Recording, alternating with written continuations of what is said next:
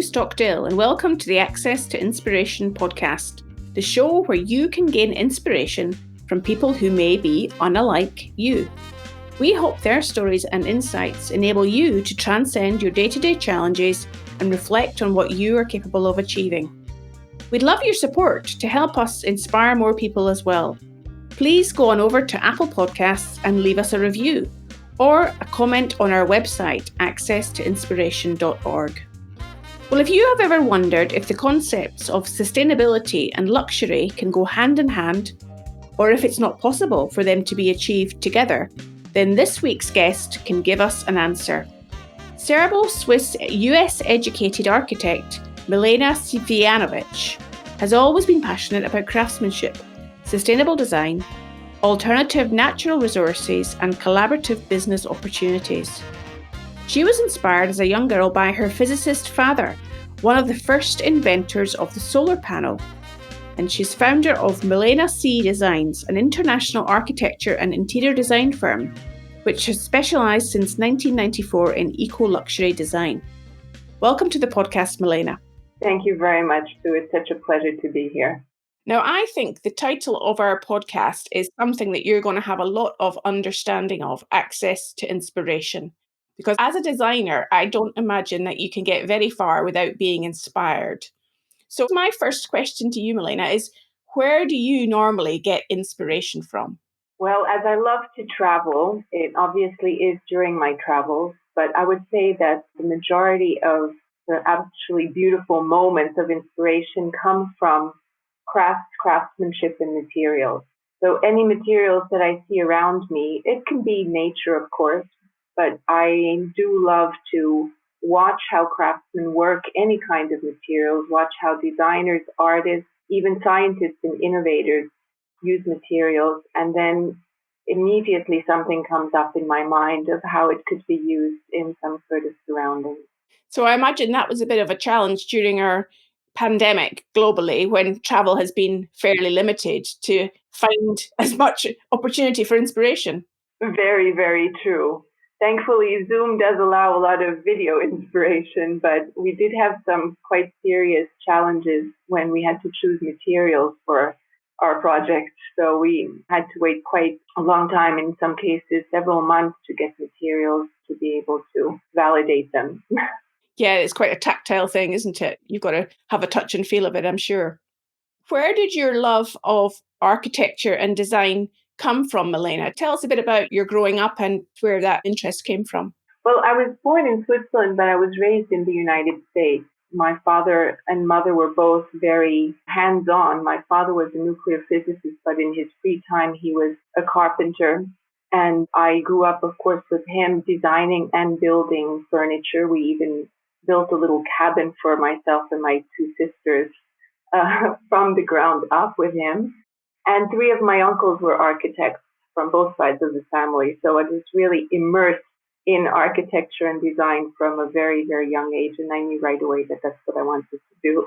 In terms of pursuing your interest, and I know that today your focus is primarily on sustainable luxury, how did that particular area of interest develop during your career? Well, that also, I think it came in part from my childhood on two levels. My father was one of the first inventors of the solar panel, so we got very much into alternative energy immediately. And then because we had that sort of handyman pleasure in our hobby time, when we were on our farm, we used to build things out of whatever we found around. And so that was, of course, a way of recycling and upcycling without realizing it at the time. And then after I finished college, I went to Carnegie Mellon University, which was a university that was one of the very first ones to do what was called green design at the time, and that was in the 80s.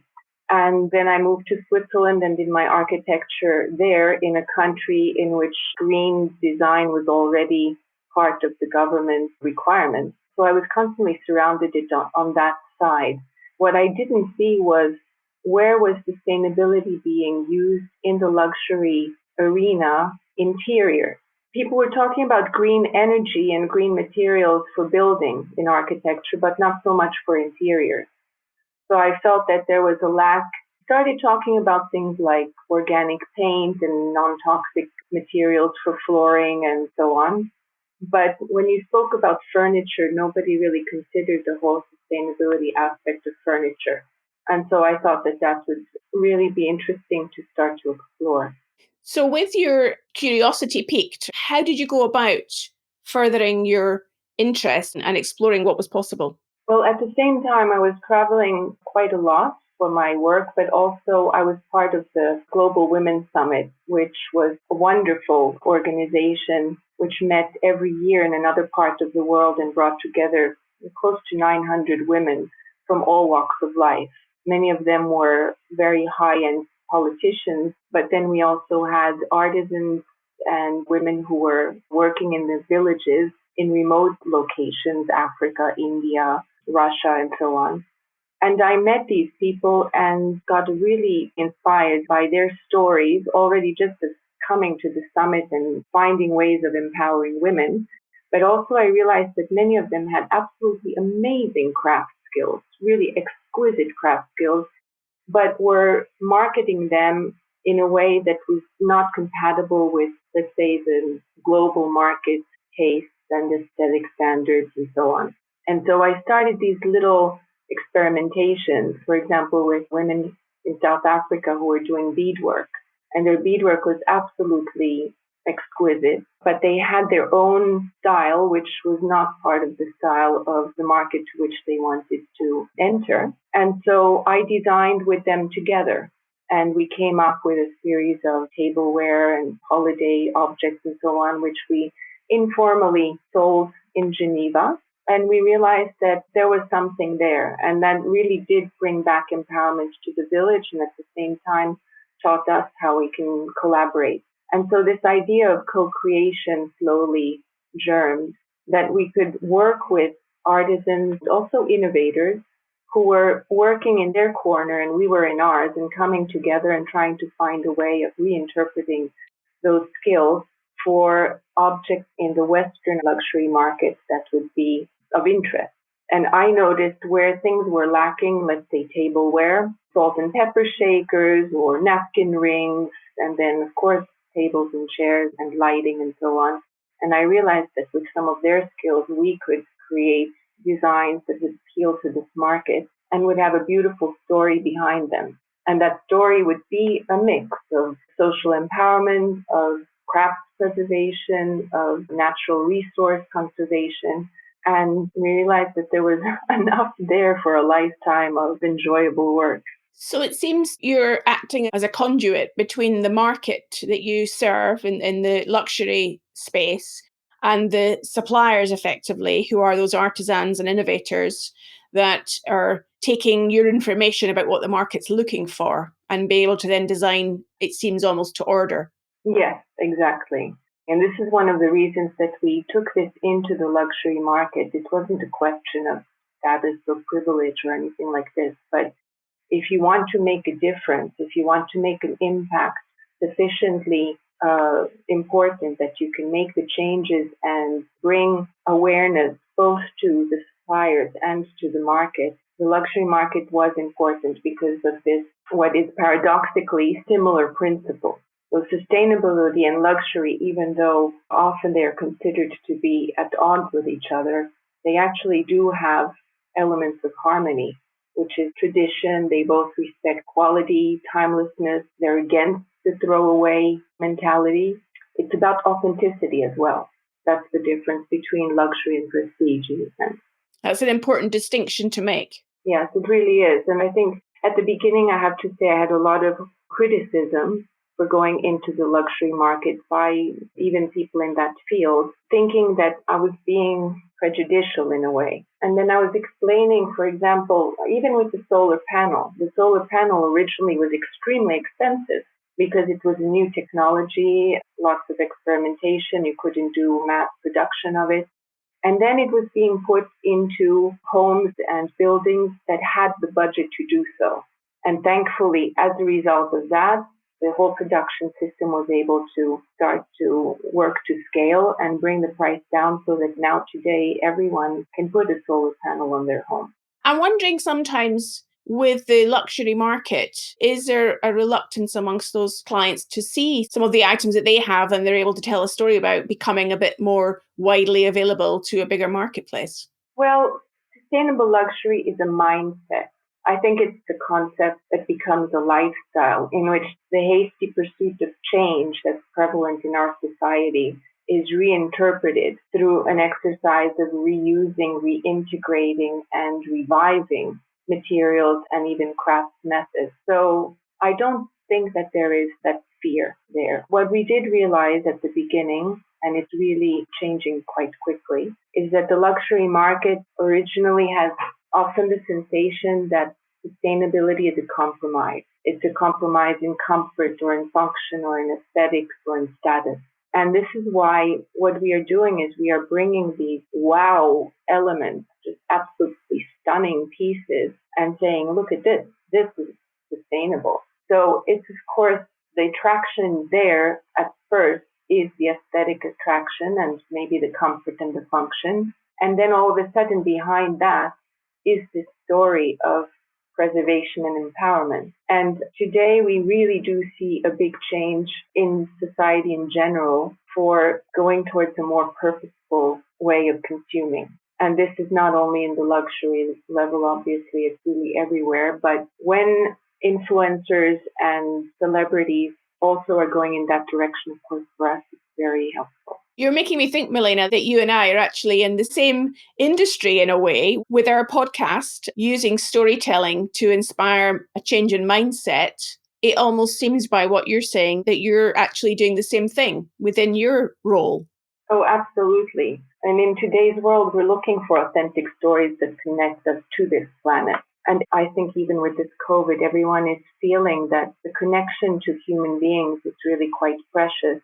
And now that we are also more aware of our environment, since we're all in lockdown, we do start to see things differently. And stories help us to integrate this new shift.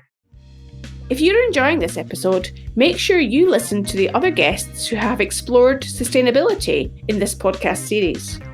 We had dairy farmer Jonathan Cook, who uses regenerative farming techniques to increase biodiversity, and Navi Raju, who explained how the concept of frugal innovation can help society to minimise the resources used for innovation and the development of new products.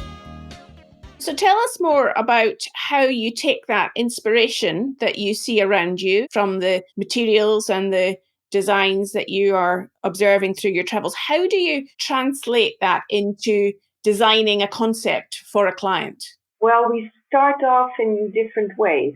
Sometimes it's a question of a theme that's related to, let's say, our client is doing a waterfront residence. Then we will consider, for example, working with ocean waste plastic, working with responsibly sourced shells, working with coconut bark, working with algae resins, and so on. And then we go on our sustainability research, discuss with the suppliers that we have in those fields, and look what we can do in terms of feature pieces and materials. So the same thing goes for if a client has a particular desire for an aesthetic look or to even work with philanthropic organizations. For example, one of our opportunities, let's say you would like to do a nursery that you give as a gift for your grandchild about to be born. Instead of just having a beautiful nursery, you can turn it into a legacy as well. So you might have a photograph from David Yarrow of baby lion cubs with their mother, and you know that print, half of the proceeds are going to lion conservation. And then on the floor, you might have a rug that's very colorful, made from recycled wedding saris by women in India, and you know that by acquiring this rug, you are helping those women have an extra income. And yet the rug is absolutely exquisite. It could be a museum piece, and so on. So we take each surface, each object in the room, and we say, how can we make this special so that when we give this gift to that grandchild, we're also giving back to the planet and its inhabitants. And that makes a beautiful story for everyone. I can imagine that. And thinking about this idea of imagination and thinking without constraint, which is what I'm hearing you being able to do when you're coming up with ideas for your clients, how can those of our listeners that are thinking that perhaps they would like to be more creative and imaginative and utilize that, what would you say to them to be able to further develop their own approach to using their imagination? That's a good question. I think for myself, it's all about co-creation. I can't imagine creating without an interaction with other people. So it's thinking without the borders, cultural borders, and other judgments that we may have. I think an exercise could also be just imagine an object not being that object. So, for example, if you have a coconut shell, imagine that you have that coconut shell as wallpaper or as a little box with your jewelry in it, and just see what could be done with that. And in that sense, intercultural exploration is absolutely amazing. What other people see as a functional element, you might see as a decorative element, or what they might see as a throwaway is for you vintage.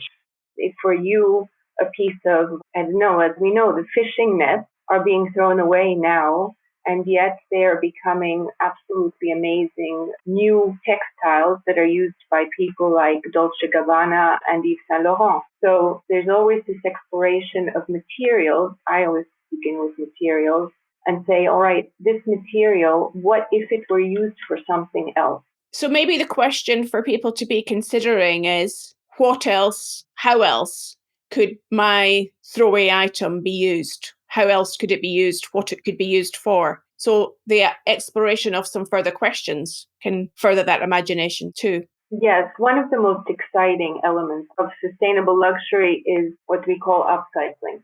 Upcycling means taking a product at the end of its life and turning it into something that is worth more than what it was originally. So, for example, plastic bottles that do become suddenly designer tables or lighting. And it therefore requires a degree of imagination to be able to do that. It does. And we are lucky today to have internet where we can go and see what is being done. So I would suggest and highly recommend to people to take a look, even just Googling upcycling of materials, because there are artists, you can even find them now in galleries, artisans who have done absolutely amazing things. There's an English artist, his name is Neil Brodie, and he made a beautiful, beautiful dining table, I think also a bench, from ocean waste plastic. It took him months and months and months of experimentation to get it just right. And in the end, he won a design award with it, and it's a piece which we also want to put into a yacht project. Sounds amazing. I'd like you to think about the future. Where do you think the future of design and sustainable luxury is heading? Design and architecture right now are in an amazing position because they're following the trend of artificial intelligence, deep learning, climate control, biomimicry, which are all actually learning from nature and learning from each other and from our experiences. And this is being integrated into architecture and design in such a way that we feel that we're evolving towards something which will be more respectful to the planet, which is absolutely necessary, obviously, and which will help us live better lives. And I'm a strong believer in the study of nature, which biomimicry is about, and also the explorations in algae, bamboo, vegetal resins, 3D printing, and this upcycling, in which we can find building materials and we can get a lot of design inspiration, and all of us together can evolve through this architecture. So finally, Milena, how can people find out more about you and what you do? Well, they can take a look at Milena C Designs on the internet, and we are launching our new venture, which is called Nomadescence, which will be this beautiful platform of design and gift giving through the sustainable luxury lifestyle. And we hope to be telling many stories of suppliers, craftsmen, innovators, artists who are making a positive difference through glamorous design. That sounds amazing. It's been lovely to talk to you today, Milena. You've inspired me to be a bit more creative myself just from talking to you. So thank you for your time today. It was such a pleasure, and thank you very much for having me, Sue. It was great to speak to Milena to learn about how we can change our mindset to look at different uses for materials, and that sustainability and luxury can be done at the same time. We'd appreciate your support in helping us to spread the word about the podcast. So please just tell one other person about it, as we value every new listener that we get. Or you can leave us a review on Apple Podcasts. We'd love to hear from you. We're also setting up a listeners panel recorded discussion where you can talk with other listeners about what you've gleaned from these podcasts and what they have caused you to think or do differently. If you'd like to find more about how you can be involved, you can go on over to our website, accesstoinspiration.org, and leave us a message on the contact page. Next week, it's our final guest in the series. It will be Anna Plun van Eysden, who is founder of Paper on the Rocks, a scale-up organisation that wants to create a forest-friendly paper industry by making sustainable stationery like notebooks. I do hope you'll join me then.